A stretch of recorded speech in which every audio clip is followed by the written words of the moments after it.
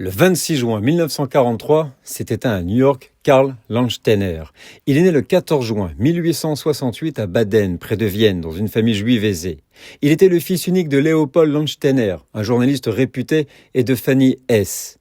Son père décéda alors qu'il n'avait que 6 ans. En 1891, il obtient son diplôme de médecine à l'université de Vienne. Il décide alors de poursuivre des études en chimie auprès de scientifiques renommés. Il occupa le poste d'assistant à l'Institut d'anatomie pathologique de l'université de Vienne, où il réalisa plus de 3600 autopsies et publia 75 articles scientifiques. En 1901, Karl, alors âgé de 27 ans, effectua une découverte qui allait changer à jamais la médecine moderne.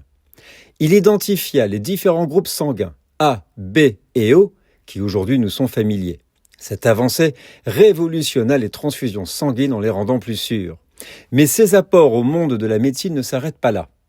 C'est également lui qui a identifié le poliovirus en 1909, responsable de la poliomyélite et aussi de la maladie hémolytique du nouveau-né. En 1916, il épousa Léopoldine Hélène Vasselot, une chrétienne pour qui il s'était converti pour l'épouser. Il immigra aux États-Unis en 1923. En 1930, il fut récompensé par le prix Nobel de médecine pour sa découverte des groupes sanguins.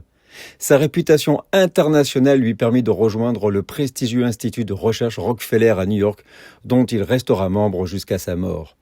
Karl fut aussi intronisé au sein de la Royal Society au Royaume-Uni, qui est l'équivalent de l'Académie des sciences françaises. Karl Landsteiner décéda le 26 juin 1943 d'une crise cardiaque dans son laboratoire à l'âge de 75 ans. La Journée internationale des dons sanguins est encore aujourd'hui célébrée le jour de son anniversaire, chaque 14 juin, en son honneur, dans le but de lui rendre hommage. Nous sommes le 26 juin.